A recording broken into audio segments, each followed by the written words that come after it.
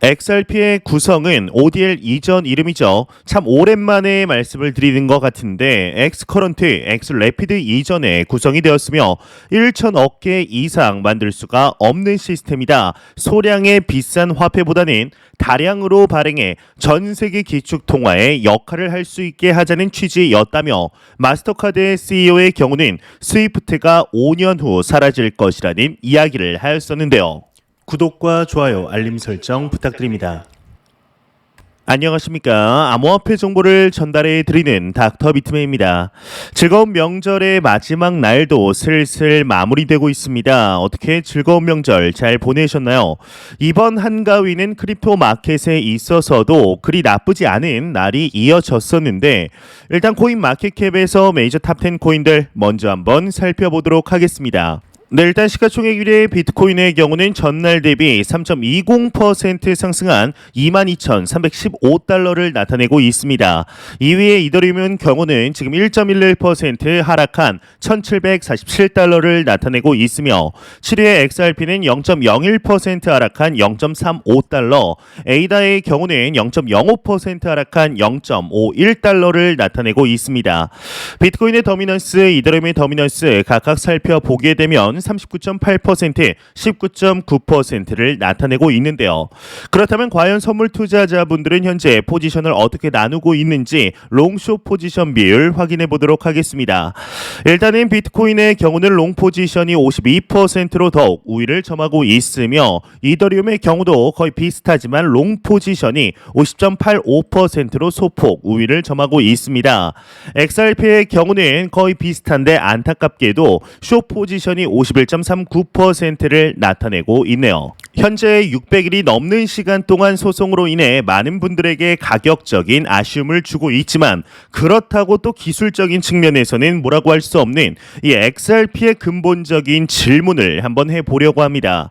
바로 이제 글로벌 국제 송금망을 정말 리플사가 장악할 수 있는가인데요. 리플사의 경우는 XRP를 만들 당시 이제 스위프트를 대체하기 위해 정복하기 위해 만들었다라는 것은 여러분들도 잘 아시리라 생각이 듭니다. 그렇다면 정말 XRP를 통해 국제 송금망을 장악하는 것이 가능할까요?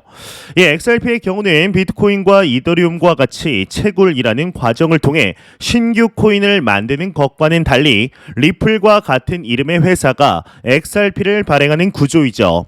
탈중앙화된 다른 암호화폐와 달리 XRP가 통제하는 탈중앙화가 아니죠. 중앙화된 암호화폐입니다. 그렇지만 또 증권과는 다르게 XRP의 경우는 이 코인 자체를 산다고 해서 리플사에 대한 권리를 얻는다거나 지분을 얻는다거나 하는 것은 없죠. 그렇기 때문에 미국의 와이오밍주 상원 의원이었던 신시아 루미스 의원이 발의한 책임있는 금융혁신 법안에서 부수 자산이라는 개념을 만들어 XRP를 비롯한 알트코인을 2년간 SEC에게 공시할 경우 상품으로 간주되는 법안 또한 만들었습니다. XRP를 증권이라고 부르기에는 모순점이 너무나 많은 것이 사실인데 이 XRP의 경우는 분명한 목적이 있는 코인이죠. 이제 최근에 XRP 레저를 통해서 디파이와 NFT 그리고 메타버스 등 사업 확장에 대해서 구색을 맞추고 있지만 근본적인 발행 목적은 국경 간 대규모 송금을 위해 만들어졌습니다. 은행들은 현재 스위프트 네트워크를 통해서 해외 송금을 하고 있죠. 그런데 여러 번 환전하고 나서 여러 은행을 거치는 과정에서도 수수료가 너무나 많이 나가게 되는데요. 특히나 오지에서 송금을 한 번이라도 해본 분들은 쉽게 이해할 수 있지 않을까 싶습니다. 시간 또한 4에서 5일은 기본적으로 걸리며 멀리 떨어진 곳이 시골이라면 한 달이 넘는 시간이 걸릴 가능성 또한 있는 상태이죠. 이를 XRP를 활용한다면 수초 내에 이루어지게 됩니다. 이제 리플은 초당 결제 처리 건수, 즉 트랜잭션이 1초당 1,500건이 넘습니다. 한국에서 만약 브라질로 송금을 한다면 이제 원화를 달러로 환전하고 달러를 브라질의 법정화폐인 헤알화로 환전하는 과정을 거치는 것과는 달리 리플만 활용하면 원화를 리플로 바꾸고 그 리플을 헤알화로 바꾸면 되죠. 이 과정이 이제 마치 그저 이제 달러가 XRP로 바뀌었다라는 차이밖에 없는 것 같지만 이 단순한 차이가 비용과 시간적인 측면에서 비교 자체가 되지 않습니다. 싸고 빠르게 송금이 가능한 리플이 완벽하게 상용화되어서 현재 스위프트를 통해 이루어지는 송금량의 일부만 가져와도 XRP의 가치는 당연히 상승할 수밖에 없는데 일각에서 비트코인이 실체가 없다며 도박과 투기라는 비난을 받고 있지만 놀랍게도 XRP는 그러한 논란에서 비껴나 있습니다. 리플의 CEO인 이제 브래드 갈링하우스의 경우는 많은 인터뷰와 컨퍼런스를 통해 XRP의 청사진을 이미 수차례 제시했습니다. 그중에는 국제 송금망에 대한 이야기가 절대로 빠지지 않는데 XRP를 직접적으로 사용하는 ODL 솔루션을 통해 국제 거래 비용이 감소하고 수촌의 해외 송금이 이루어진다라고 거듭 강조를 이야기하고 있죠. 현 시점에서도 금융사들의 해외 송금 시스템은 열악한 부분이 많은 것이 사실인데요. 이 브래드 갈링하우스의 경우는 전 세계에서 이루어지는 해외 송금의 규모는 155조 달러, 하나 약 16경 원 이상인데 금융기관의 해외 송금 인프라에서 약 6% 정도의 착오가 발생한다며 이는 구글에서 100개 검색하면 6개가 틀린 것과 마찬가지인데 이는 수용하기 어려운 수준이다라며 지적 또한 한 적이 있었습니다. 현재와 같은 방식의 해외 송금 시스템은 시일이 오래 걸리며 유동성의 낭비 또한 발생을 하게 되죠. A라는 은행에서 해외 송금을 하기 위해서는 전 세계 은행의 계좌를 보유해야 하며 이 계좌의 일정 금액 이상 돈을 보유해야 합니다. 브래드 갈링하우스는 이러한 방식으로 현재 잠자고 있는 돈의 액수가 10조 달러, 하나 약 1650조 원으로 추정하고 있는데요. 만약 고객이 A라는 은행에서 해외 송금 신청을 하면 해외에 보유한 계좌에 있는 잔액에서 돈을 보내는 시스템입니다. 여기에 이제 A라는 은행과 해외 은행 간의 직접 교류가 아닌 중개 은행도 있어서 청산 및 결제까지는 수일이 걸리게 되는 것이죠. 그런데 이제 ODL 솔루션을 이용하면 이러한 방식을 탈피할 수 있으며 기존의 해외 송금 거래망이 없는 경우 또한 XRP를 통해 처리가 가능해지게 됩니다. 만약 이제 한국은행이 필리핀으로 송금을 해야 하는데 필리핀 은행 계좌가 없다면 한국은행이 원화를 거래소에서 XRP로 바꾼 후 ODL을 통해 보내고 필리핀 은행에서 XRP를 받아 페소화로 바꾸면 되게 됩니다. 이제 이 과정은 10초 미만으로 처리할 수 있게 되는데요. 스위프트의 플랫폼을 통해 전 세계를 오가는 자금은 하루 2천억 달러로 추산이 되죠.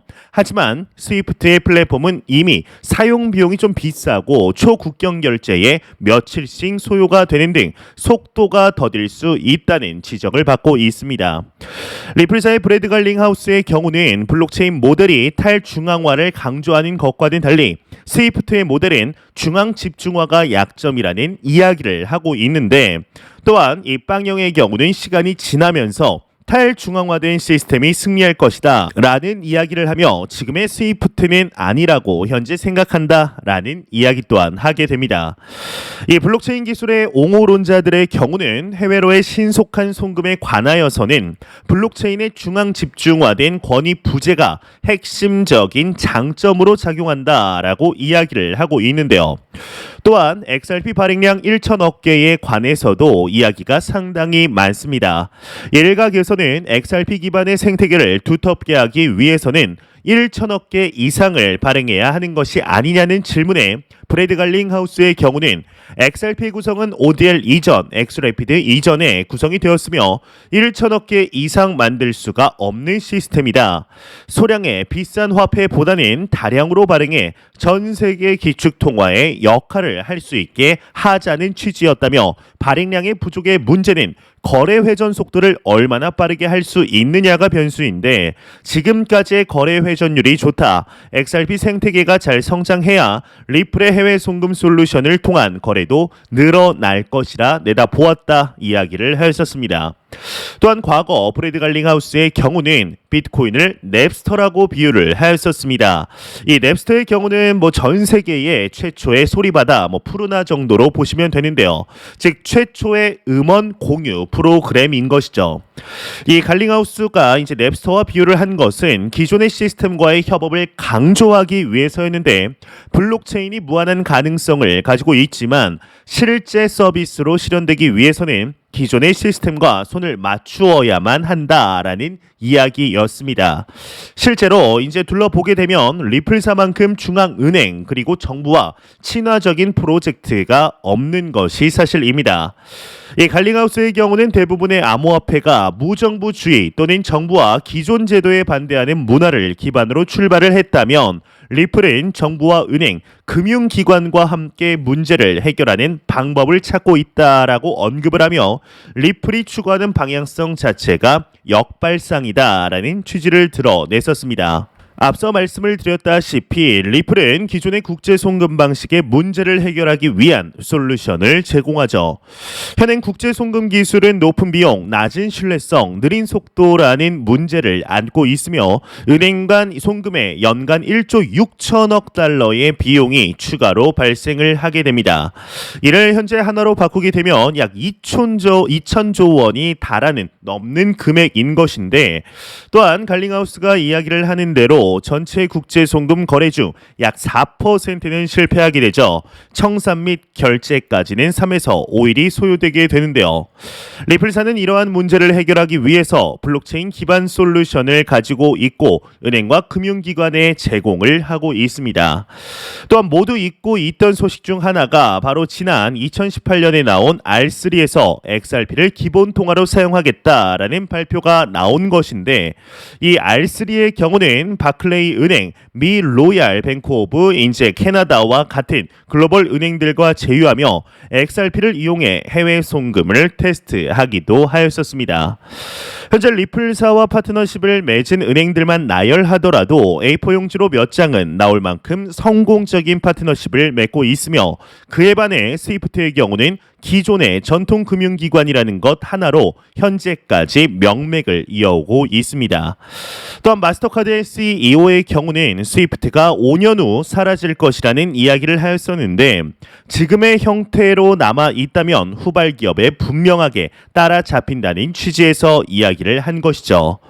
이에 위기를 느낀 스위프트의 경우는 과거 블록체인 기술을 필요 없는 것으로 치부하였지만, 주요 은행과 블록체인 기반의 전자투표 실험을 할 뿐만 아니라 전 세계 중앙은행 디지털 통화를 연동하는 것을 구상 중이다라고 밝힌 바 있었습니다. 이제 그저 사기인 줄로만 알았던 블록체인을 무시만 해서는 안 될 것 같다라는 생각이 스위프트를 바꾸어 놓았다는 것을 명백하게 보여주는 것 중 하나인데요. 이러한 기조는 이제 리플사가 만들어 놨다고 해도 절대로 과언이 아닙니다.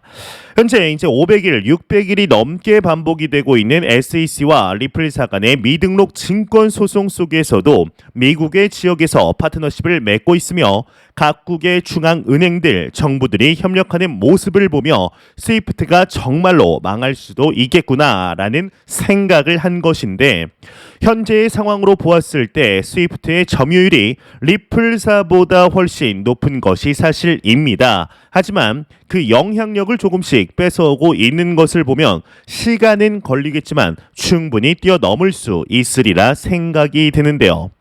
이게 완벽한 국제 송금망 장악은 아니더라도 스위프트와 비슷한 위치에 동등하게 설 날은 그리 머지 않은 시간 안에 다가올 것이라 생각을 하고 있습니다. 이에 대해서는 많은 투자자분들의 의견이 나뉠 것이라 생각이 드는데, 핵심은 XRP의 가격을 제외하고 XRP의 유동성적인 측면에서 바라볼 때 매년 기하급수적으로 사용처와 유즈 케이스들이 증가를 하고 있다라는 것이죠. 그런데 XRP의 가격은 왜 이 모양인지 갈링하우스 또한 지금 고개를 좀 갸우뚱하고 있는 중인데, 수많은 매도 압력 속에서도 메이저 탑10 안에 들고 있는 XRP의 미래를 그럼에도 충분히 기대해 볼 수 있지 않을까 하는 생각이 듭니다. 제가 준비해온 소식은 여기까지입니다. 영상이 도움이 되셨다면 구독과 좋아요 그리고 광고 한 편만 처음부터 끝까지 시청 부탁드립니다. 이 채널은 오직 광고 수익으로 운영이 되게 됩니다. 항상 영상 시청해주시는 시청자분들, 구독자분들 너무나 감사드립니다. 오늘 남은 시간도 잘 마무리하시길 바라면서 저는 더욱 도움이 되는 영상으로 내일 찾아뵙도록 하겠습니다. 지금까지 닥터 비트맨이었습니다. 감사합니다.